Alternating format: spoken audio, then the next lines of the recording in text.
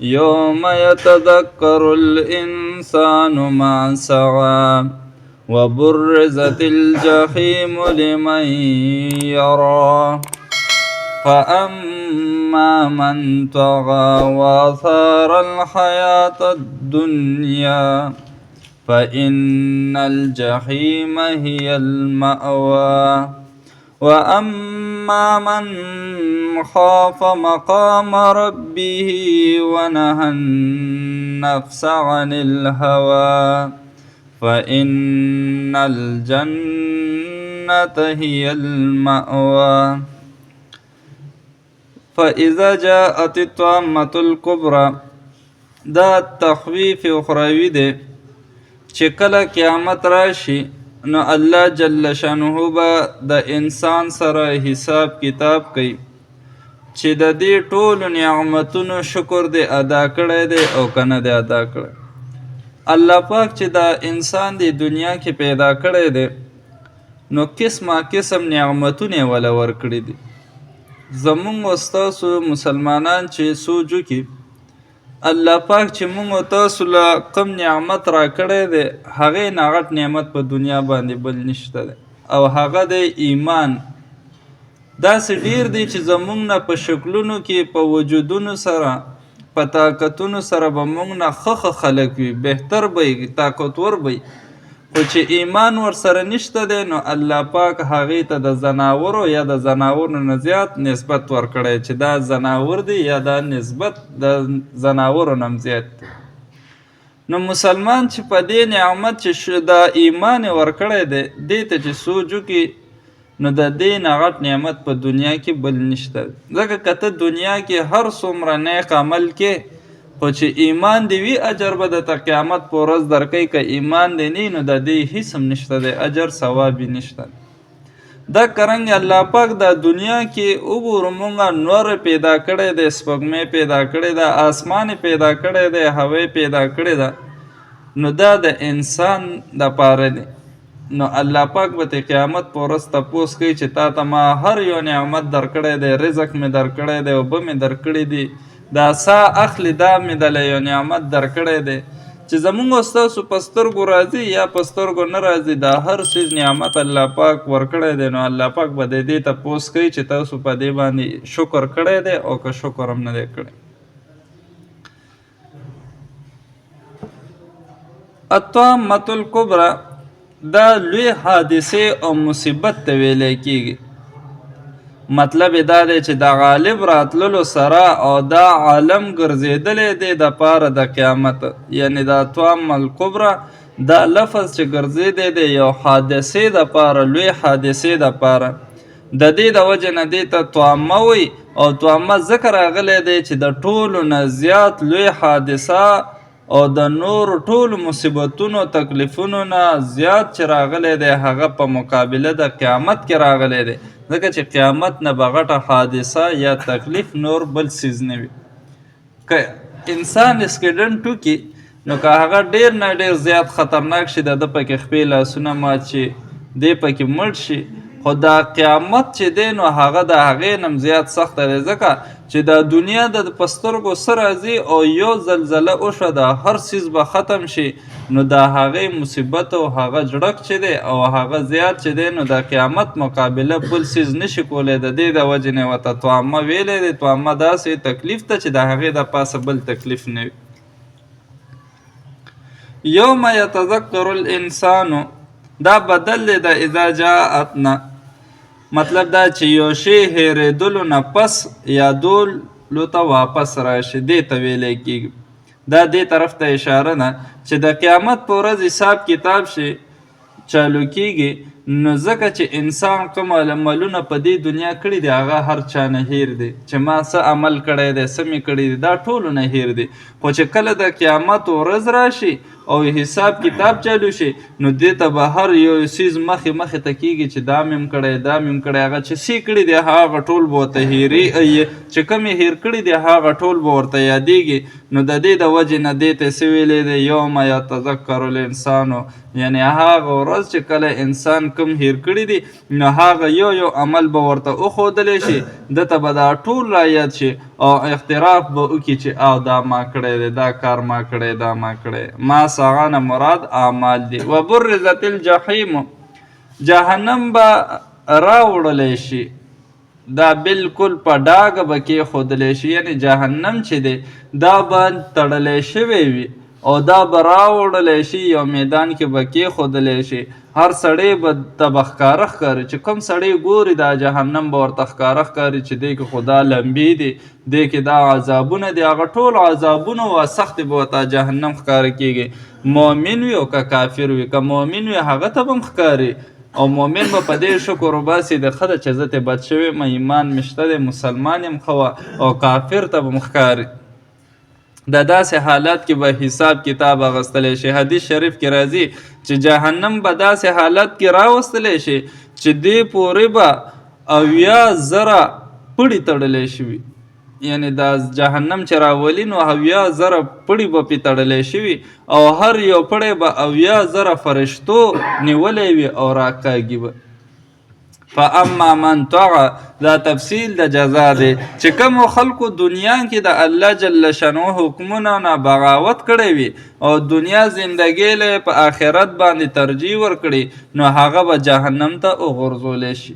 یعنی بیا ګوره د جهنم هر څه سزا خو یوښودله، خو اوس فاما من طغى د تفصیل دی، یعنی چې کوم کسانو په دنیا کې د الله حکمتونو نه حکمونو نه بغاوت کړی، خپل خواهشاتو مطابق زندگی تیره کړي، الله ناراضه کړي، د پیغمبر ناراضه کړي، خپل خواهشات یې پوره کړي او خپل نفس خوشحاله کړي، نو دی به د څه کوي د قیامت په ورځ چې را مخامخ شي د جهنم ته به یې ورغذار کړي.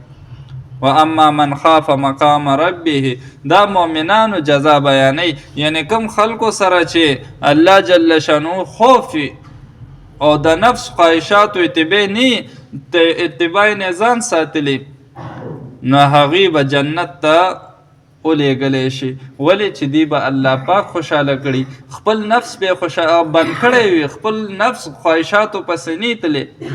لکه دا دې په باره کې راځي که نه چې څوک بدنظري کوي، یعنی دی په لاره رواني او دی د خپل سترګې یو زنانه باندې ولګي او دی خپل سترګې صرف دی یرې نه را ټیټې کړي، هغه زنانه ته ونه ګوري چې یاره الله پاک نه یریږم، الله به راله د دې سزا راکړي، د الله د خوف د وجې نه دی خپل سترګې ټیټې کړي، نو دی به جنت کې رواني او د ده زړه ته به انار وشي چې زه یو میوه خورم، انار وخورم، نو انار بوټی به ولګي او د انار به پکې وي، د ده خولې له به هغه انار راشي، دی چې کله انار روشو کوي او کلوی کې هغې کې به دننه بل اناري، دکه رنګې به څو اناره کلاوي او هغې کې به دننه یو انار بل روځي.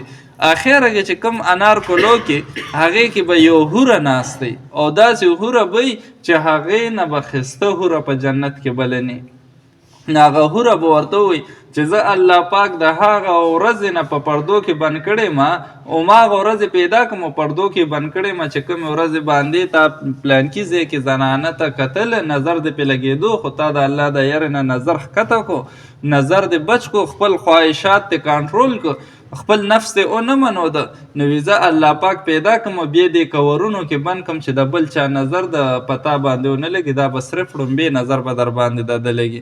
د دې د وجې نه الله پاک فرض چې څوک خپل نفسونه کنټرول کړي، خواهشات کنټرول کړي، اتباع ونه کړي او د الله نه یریږي نو هغې به جنت ته ولېږلی شي. مقام رب نه مراد قیامت په ورځ الله جل شانو دربار کې پیشي ده. زما عزتمندو دا ورځ سړی ځان ته یاده ساتي چې کله زه به الله پاک ته به مخامخ کېږم او زه به الله له جواب څنګه ورکوم. مونږ خو په دې وخت کې خپل مشر ته نشو مخامخ کېدی او بیا خو دې دنیا کې خو خپل مشر ته دروغ و اخوا دې خو وې دوکه را دوکې کې او الله ته به څنګه بیا دروغ وې یا به الله ته به څنګه مخامخ کېږي. ځکه که ته ورته دروغ ووایې نو ستا اندامونه به چالو شي چې ما دا ګناه کړې ده. په خوله به دله مهر ووایي، تا ته به یې دا پلانکې ګناه دې کړې پلانکې کړې، ته به ورته نه مې ده کړې. په خوله به دله مهر ووایي، لاس به دې شروع شي چې ما باندې پلانکې ځای کې دا پلانکې ګناه کړې ده. خپې به در باندې شروع شي، دا هر اندامونه به چالو کېږي. د خوف 3 درجې دي. یو د اهل تقوا درجه ده چې د آخرت مواخذې خوف وي. ګوره چې څوک اهل تقوا وي، چا کې تقوا وي، هغه په دې ورځې د آخرت باندې یریږي چې یا الله ومینه نیسي، د هغه ورځې نه یریږي. د اهل محبت درجه ده د خطا په وجه د محبوب د نظر نه غورځېدلو خوف وي. اوس څوک چا سره محبت کوي نو د هغه د خوف نه یریږي چې هسې نه زه داسې څه کار وکړم او هغه رانه خفه شي او یا مې ګناه کړي او هغه ته مخامخ شم. د دې د وجې نه 2مه درجه ده.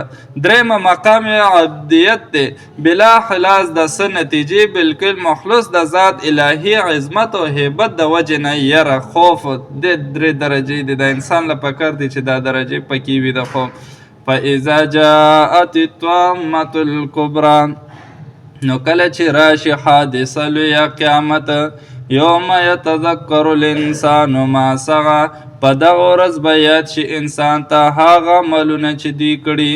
وبرزت الجحیم لمن یرا، او ښکاره به کړلی شي جهنم هر لیدونکي ته. فاما من طغى، نو هغه به سرکشي کړي. وآثار الحیات الدنیا، او غور کړی وي د دنیا ژوند، یعنی غوره کړی بهتره کړی وي د دنیا ژوند. فإن الجحیم هی المأوى، نو بېشکه جهنم به بس هماغی ټکانه ده. واما من خاف مقام ربه، او هغه څوک چې یریدلی وي او درېږي د حضور د رب خپل نه. ونهى النفس عن الهوى، او منې کړي وي نفس خپل ناجایزه خواهش نه. فإن الجنة هي المأوى، نو بېشکه جنت صرف هغه ټکانه ده. یسألونک عن الساعة ایان مرساها، دا د قیامت په باره کې دی کې تپوس کیږي او دا شکوه او زجر د منکرینو د قیامت ته، او چې دوی استهزا کوله په خندا کې به دوی تپوس کولو چې یاره قیامت به کله راځي.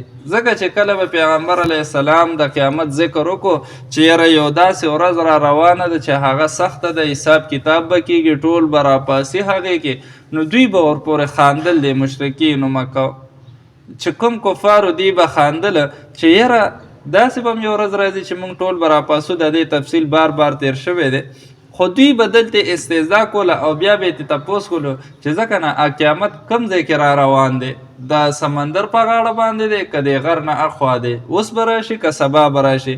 دا تپوسونه به یې ترې کوله. نو دوی وایي یسألونک عن الساعة، تپوس کوي چې قیامت به کله راځي. مرساها په مصدر میمی سره دی، مطلب دا دی چې ودرېږي به کله، یعنی راتلل د قیامت په دې باندې به کله راځي. یعنی لکه په سفر روان کشته چې کله په کناره وي نو غورځېږي د منزل ته ورسېږي، دغه شان د عالم د دنیا کشته په غاړه دی که نه قیامت. دی ورپور دا خنداګانې کول. فیما انت من ذکراها، دا جواب دی د دوی د سوال چې دوی د سوال ستانه بالکل بې محاله دی، ځکه چې ستا کار تشریعات بیانول دی، تکوینیات بیانول نه دی، او دوی تعلق تا نه دی. ګوره ستا صرف پیغمبره کار دا دی چې دی ته شریعت وښایه، دی ته دین وښایه، دی د الله نه یروه. دا خو د الله په علم کې ده چې قیامت به کله راځي.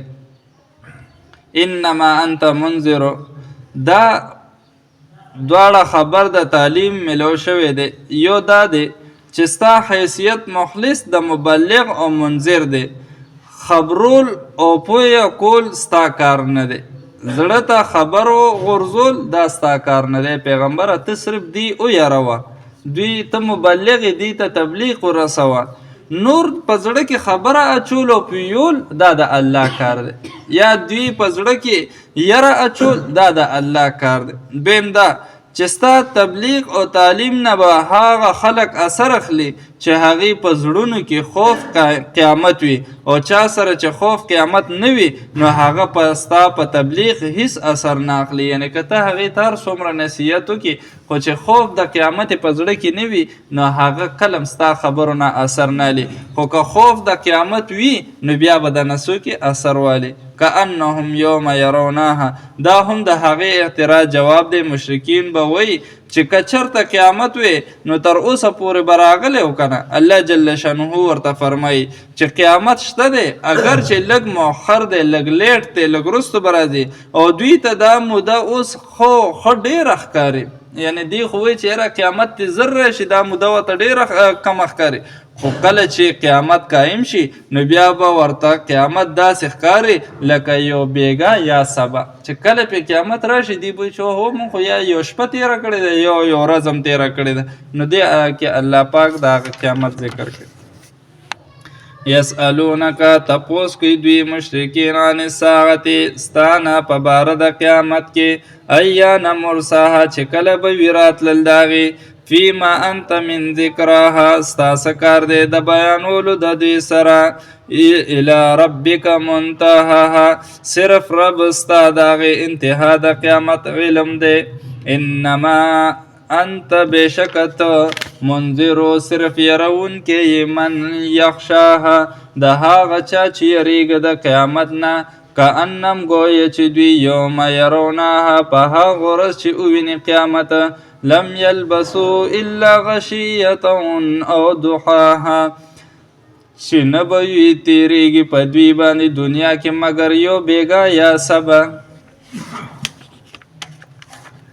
فاذا جاءت الطامة الكبرى نو کله چې راشي حادثه لویه قیامت یوم یتذکر الانسان ما سعی په هغه ورځ به یاد شي انسان ته هغه عملونه چې کړي وبرزت الجحیم لمن یرا او ښکاره به کړلی شي جهنم هر لیدونکي ته. فاما من طغى نو هغه به چې سرکشي کړې وي و آثار الحیات الدنیا غوره کړې یې وي ژوند د دنیا فإن الجحیم هي المأوى نو بېشکه جهنم بس هم د هغې ټکانه ده. واما من خاف مقام ربه او هغه څوک چې یریدلی وي او یریږي په حضور د رب کې ونهى النفس عن الهوى او منې کړی وي نفس خپل د ناجایزه خواهش نه فإن الجنة هي المأوى نو بېشکه جنت صرف هغې ټکانه ده. یسألونک تپوس کوي دا مشرکین عن الساعة ستا نه د په باره د قیامت کې ایان مرساها چې کله به وي راتلل د هغې فیما انت من ذکرها ستا څه کار دی چې د بیانولو د دې سره الی ربک منتها صرف رب ستا د انتها د قیامت علم لري. انما انت بېشکه منذرو صرف یرونکې من یخشاها د هغه چا چې یریدلی د قیامت نه کأنهم یوم یرونها گویه چې دوی په هغه ورځ به وویني قیامت لم یلبسو الا غشیة او ضحا چې نه وي تېر کړی دوی دنیا کې مګر یو بیګا یا یو سبا. الحمد لله رب العالمين والعاقبة للمتقين والصلاة والسلام على خير خلق محمد وآله